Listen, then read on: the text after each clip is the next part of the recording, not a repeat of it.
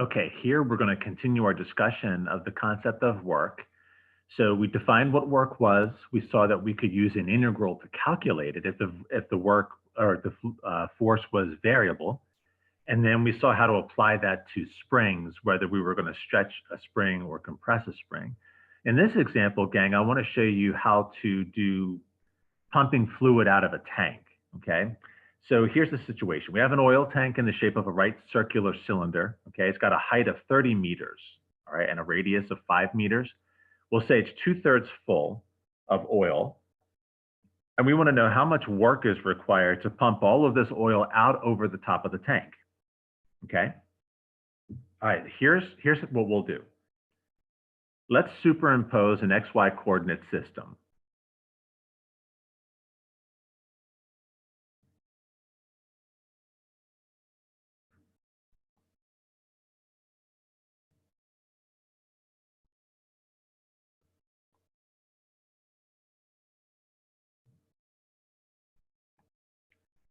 Okay, so the tank is 30 meters high.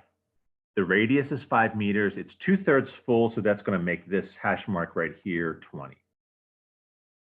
Now remember, we pointed this out before, where in all of these applications, we start out with a tiny element and then we generalize over an entire interval, okay?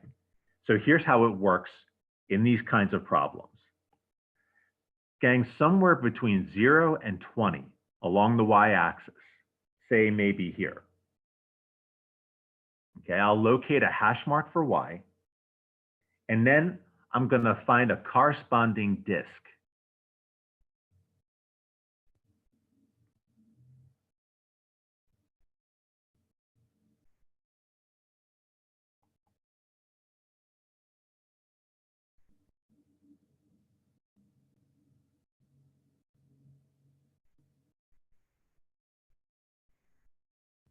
Okay, and we'll say that the thickness of that disk is dy.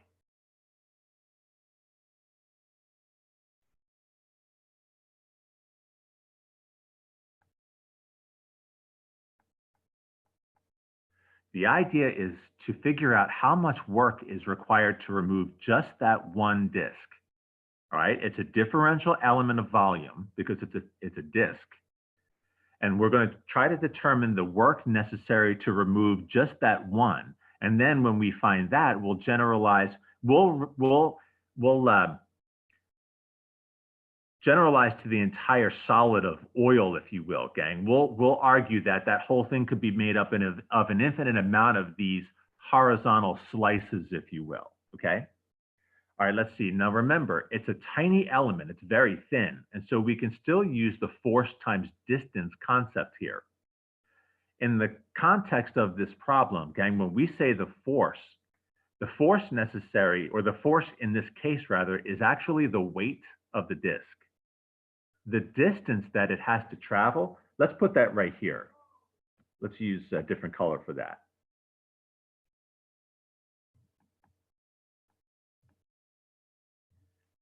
Okay, so that's the distance that that one differential element has to travel, okay? The force is the weight of that element.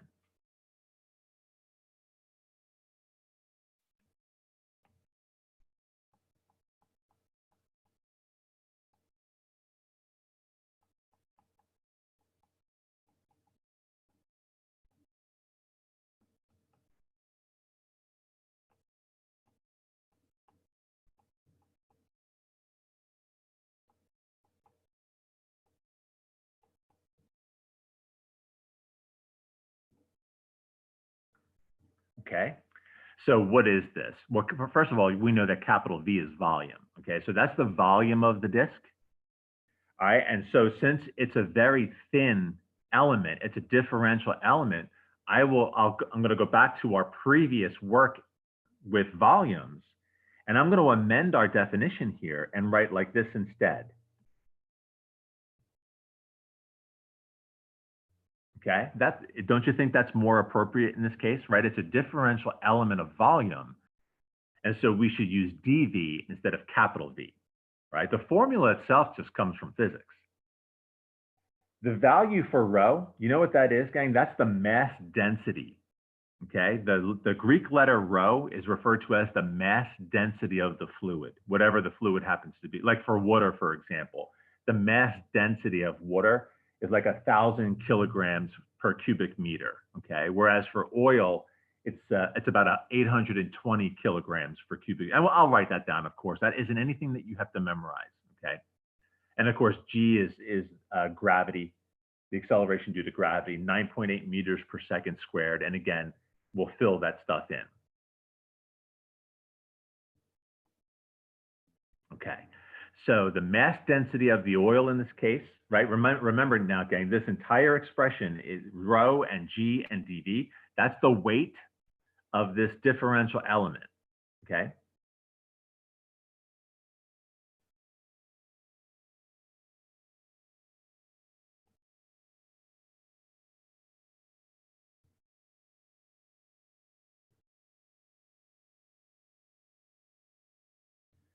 Okay, so for oil, the mass density is 820 kilograms per cubic meter. G, of course, is the acceleration due to gravity. It's 9.8, okay?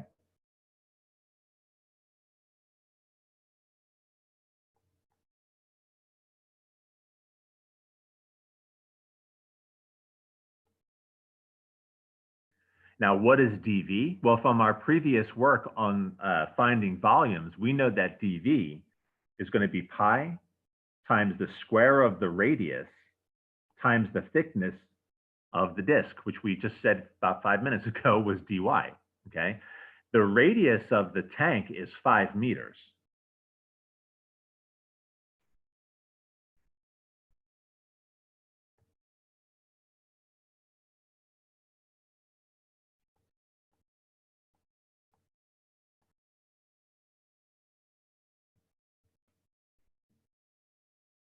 Okay, how's that look? All right, so that whole expression then can be used to find the differential amount of work to remove that one disk of oil, okay?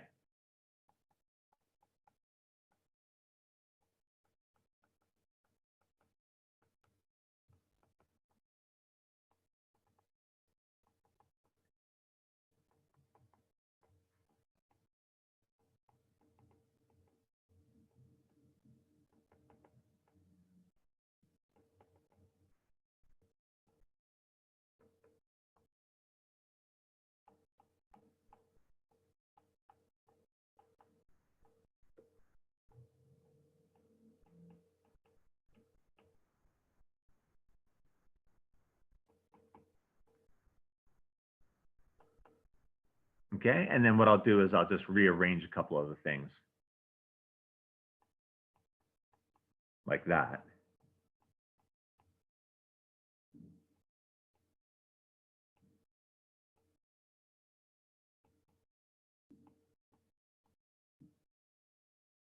Okay, all right.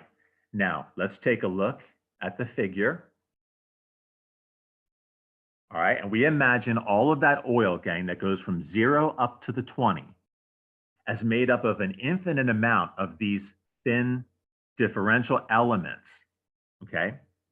And the total work to remove all of them is going to result in an integral. And notice that the integral is not going to range from 0 to 30, okay? Because the oil only goes from 0 to 20. So the total work to remove all of this now is going to equal the sum of all those individual elements of work that range from y equals 0 to y equals 20. And all of those elements are given by this expression.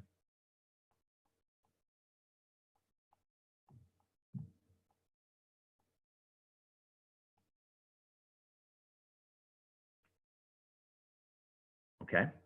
Now, the 25, the pi, the 820, the 9.8, all of that, gang, you can dump all of that into a calculator, okay? It's going to be one big constant that you can move through the integral symbol. What it really comes down to, though, is the 30 minus y, okay? The 30 minus y. That you can actually integrate, right?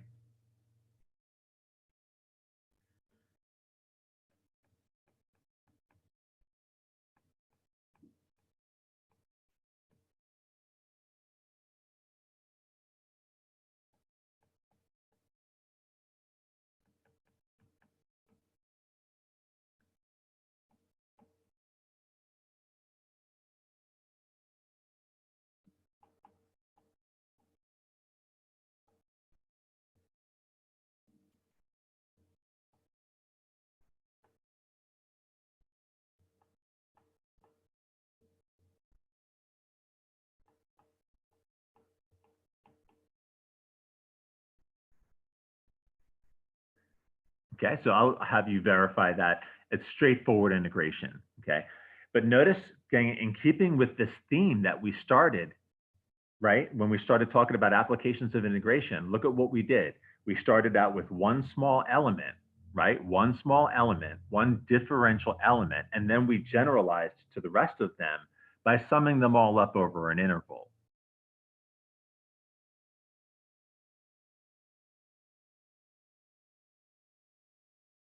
In this example, let's suppose that the tank is in the shape of a cone that is inverted.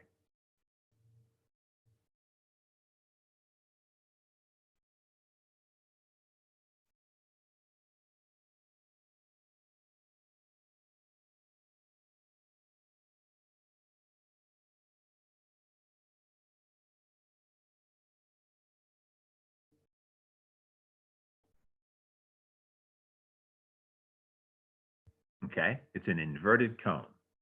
And let's say that it is 15 meters high, right? It's 15 meters high and it's full of water.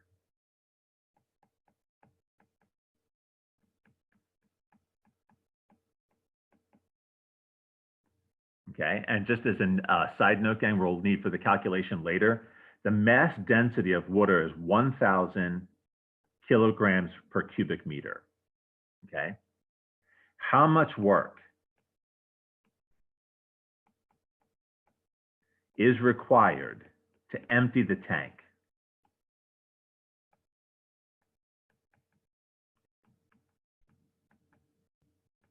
Okay, how much work is required to empty the tank? All right, so let's fill it up with water.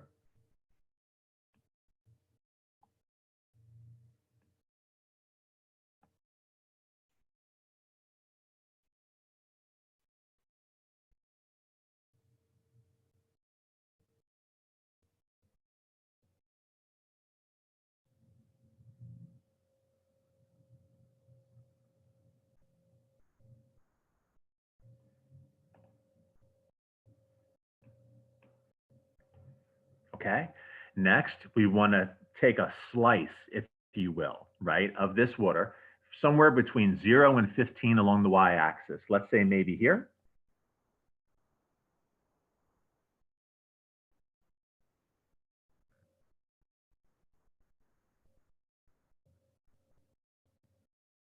Okay, it's a horizontal slice, so its thickness will be dy.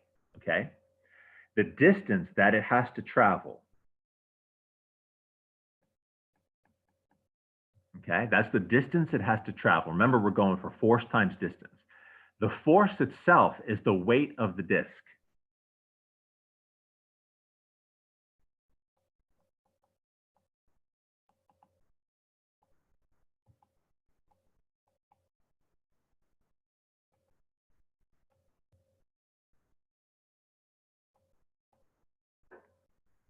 Okay, so in this case, we're going to have 1,000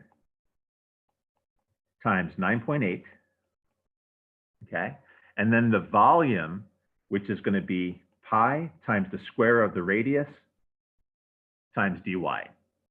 Now, unlike the previous example, gang, where the radius of every slice was going to always be the same, namely 5 meters, if you look at the figure above, that's not the case here.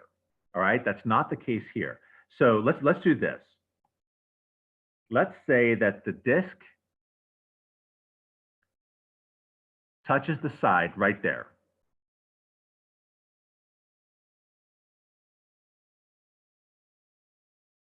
And so the radius of it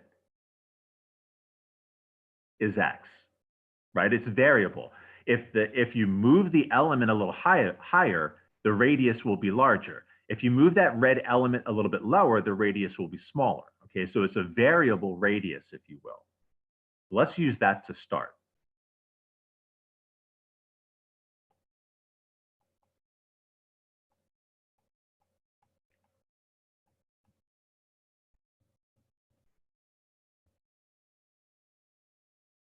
Okay, that makes sense? Now, the dy at the end, that alerts us that we're going to be integrating with respect to the variable y, which means we're not allowed to have any x's in our expression. So I'm going to have to deal with that x either now or when we get it under the integral symbol. I just assume take care of it right now.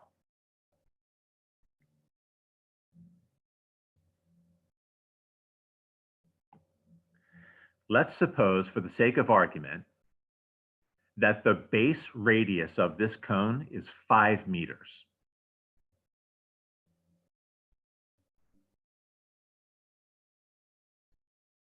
Okay, the base radius is 5 meters, which we can get from the grid anyway. I didn't actually have to say that. You can get it from the grid, right? Notice that the diagonal line, gang, look, that diagonal line, which goes right through the origin, has this form to it, doesn't it? Now, what's the slope of that diagonal line? Right, so it's going to be the rise, which is 15 over the run, which is 5. So 15 over 5x. And from that equation, we can solve for the variable x, which is going to give us the radius of the element. So here, x is going to equal 5 over 15y, which you can simplify to be y divided by 3. So that's the expression that's exactly going to go right here. Okay, so let's write that in.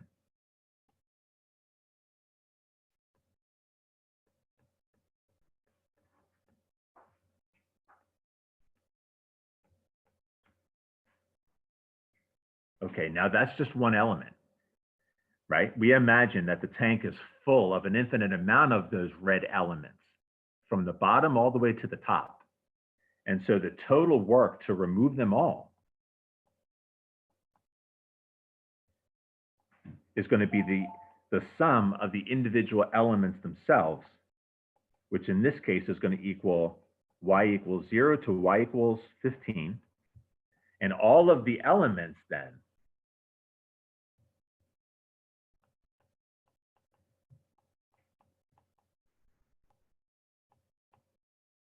okay, so that's the force. All that expression there is the force times the distance the element has to travel, which we already said was 15 minus y. Okay, now the 9800 pi and the y divided by 3. Oh, that doesn't look very good, does it? Let me fix that. Right, the y divided by 3 will square that. We can move all of that through the integral symbol. It comes down to integrating the 15 minus y itself. So if we rearrange a few of the factors,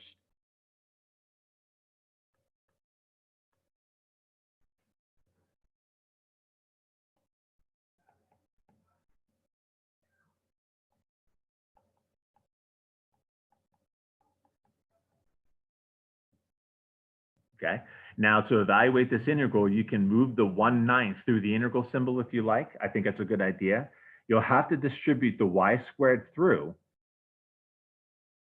okay? Which is no big deal, right? Move that through, the 1/9.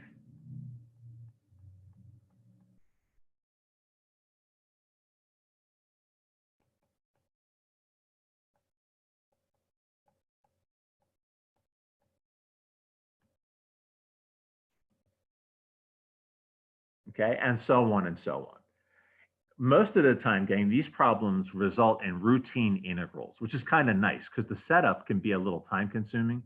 But otherwise, this is a really nice application, I think, of the definite integral to solve physics problems.